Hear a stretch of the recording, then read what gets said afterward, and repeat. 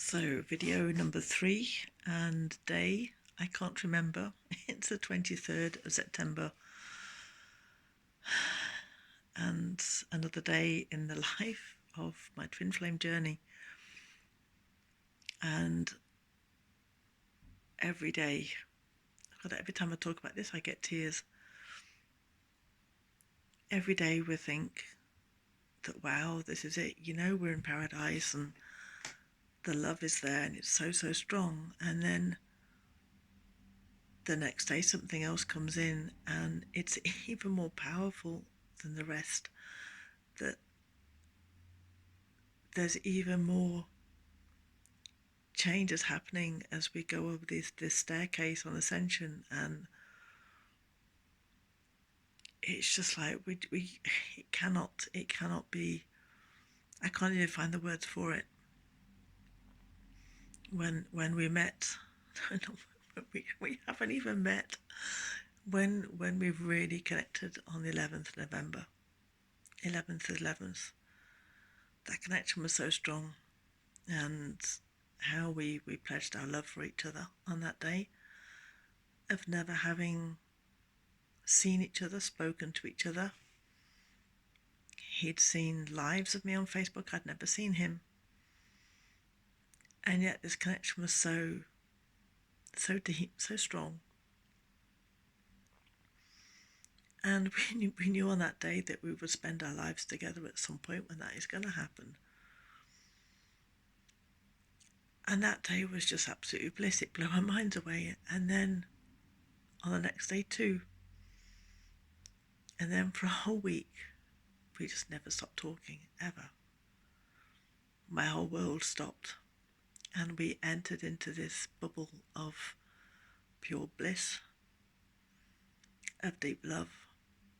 And it just seemed to be that the universe, the divine, just wanted us to concentrate on us, and almost to shut us out of the world that was happening outside. And that in itself was so powerful. We just felt this connection. We just could not leave each other. We barely had time to eat. It was so intense. And then a week after, to the day, we upped another level. That we actually got on talking about the sexual side of our relationship, without going into detail. But it just opened up a whole other door, that we realised too on that side we were so similar in things that we had lived, both in pleasure and in pain. And also the things that we wanted to live in pleasure, not in pain. That it was so similar. And we realised that, even on that account, we were the same person, almost. And that was just incredible, because, again, how could we have feelings so strong that we never even met or spoken? I'd never heard his voice. And it just opened up a whole new world. I mean, you have, you meet people online that you've never met before, and you chat, and, it can turn sexual. But if I said to you that doesn't even reach the ankles of this giant of love that we feel, and it's just incomparable. It just can't, because the connection is so deep. It's at soul. And it's like, those meetings you have online, that's just surface. It's built on lust, and it's built on the physical. And this is the energy that comes through the body in a central way, and it's so different. And so that was 1 week to the day. And we thought, wow, this is so powerful. What is happening here? And then yesterday, we spoke for the first time on video.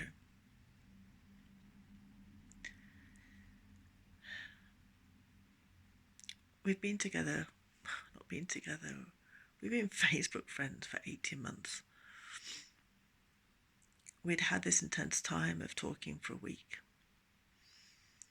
And he'd seen me on Facebook Lives, he'd seen me move, he'd seen me talk. And I felt like I was blind. I felt like I was blind, being led through a room, a place, holding his hand and being guided by him, of never having seen him or heard him, but given my complete trust in him and our souls. And wow, yesterday we decided, like two nervous teenagers, to speak on video. And it was incredible. There in front of me was my man, my warrior, my protector, my king. The person I will spend to the end of time with. And that the person I've always loved since our soul split at the beginning of time. I've loved him since the beginning of time, and I will love him till the end of time.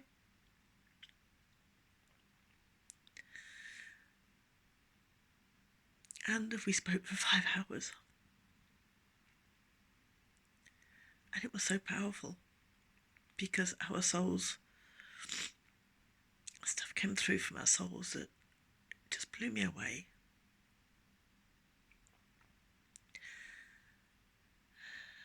It blew me away so much I could not find the words to express, because on that plane, words do not exist. Words almost bring it into the human connection, and this is so much more than that. And to receive the message that he is my warrior, he is my protector of my soul, of my heart, of my path, of me. That all that he's been through was to prepare him for this purpose of serving me. And that to lift me up, to be the goddess that I am, to be this high priestess, and this warrior of the female energy. And it blew me away.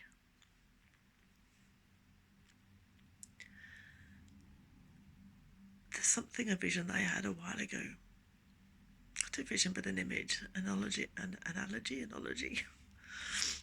a representation of how I've lived my life in relationships, and how it has been, I think, for so many women,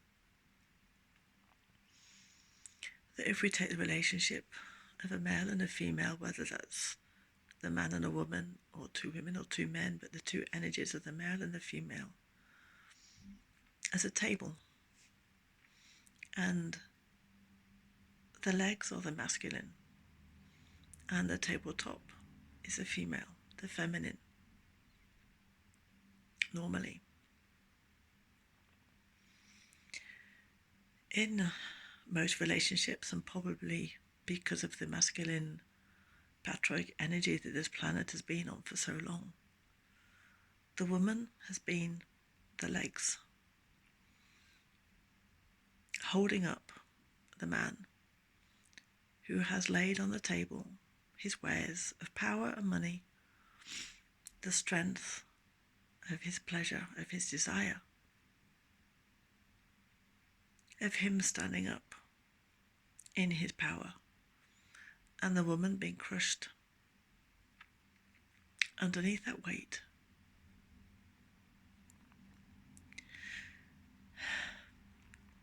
In fact, it's the other way around. The real balance of a relationship, and what I have found in my twin, is that the man is the legs. He holds the power, his strength, to hold the woman to her glory. And that on that table, she displays her wares of love and sensuality to nourish the planet through that. And she stands high, and the man supports her through that. He holds her up to her power, to her place in the world. And I realise that all the way through relationships, I've been the legs. I've been crushed. My back crippled by the pain of supporting the masculine. So much so that I denied almost that part of me, the divine feminine, that I thought I was here to serve men and to be at their beck and call. And being that leg has given me the strength. It gave me such power to know that I could eventually stand and that my twin told me how to stand, that he'll be there to serve me, to hold me to my power, to protect me. And I know that with him by my side and within me, within my heart, within my soul, I will stand in that power. I will bring that feminine, divine energy to this world. I have no idea how that's going to come. I have no idea how that's going to look. But I know that's where I need to be. And that where I have failed in the past because I didn't have the strength, I didn't know the value of me in that, I didn't know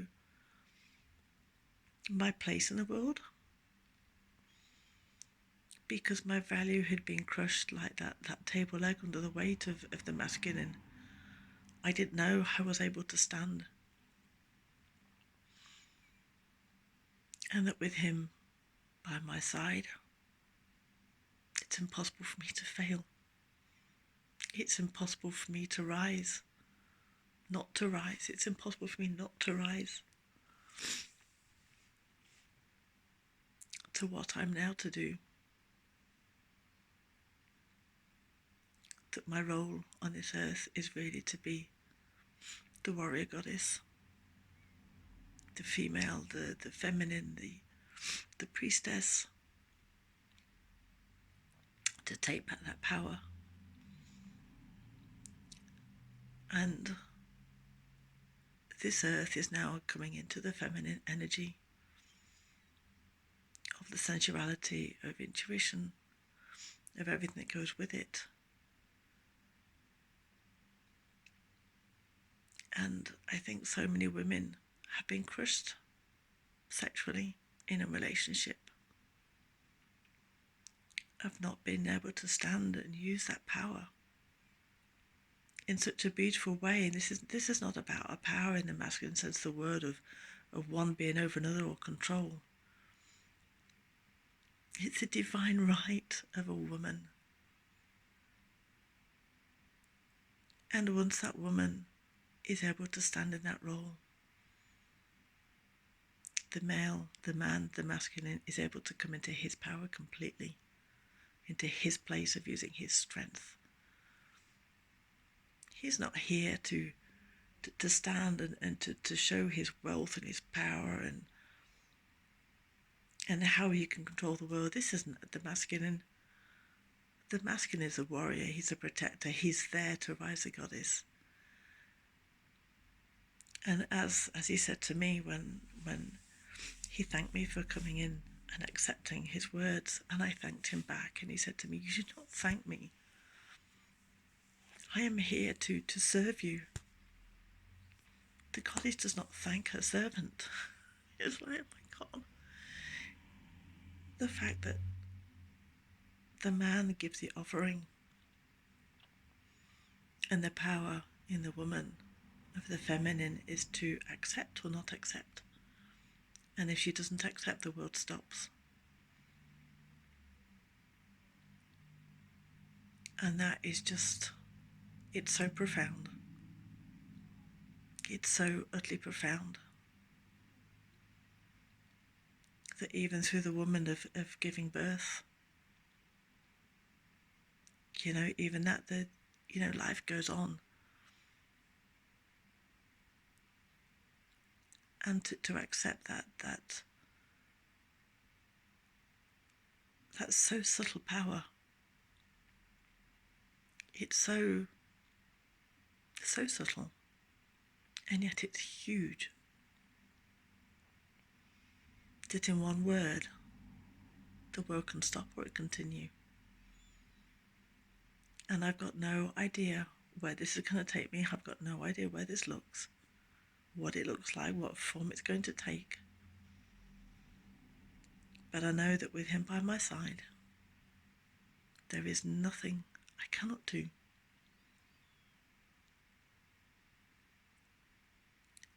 I can't doubt myself, because if I doubt myself, I doubt him, and that does not exist. Those words don't exist anymore for me.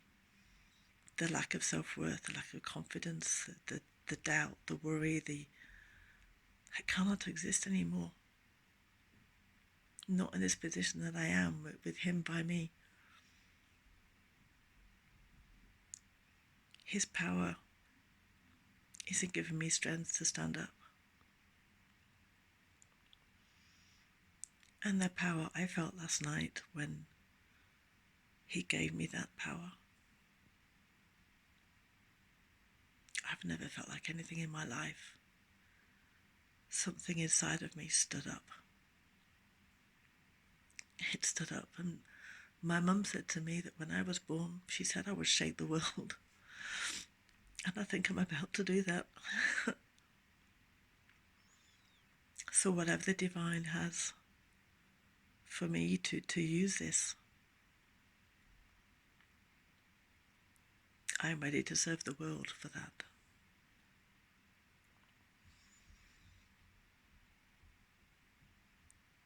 And to talk for 5 hours, and to fall in love all over again. And the fact that every time that I thought was at my maximum of loving somebody, I realise the next day there's even more. And this is just such an amazing place to be in, of giving so much love to somebody and receiving so much love in return. There's just no end to the possibilities that this love can create and do together.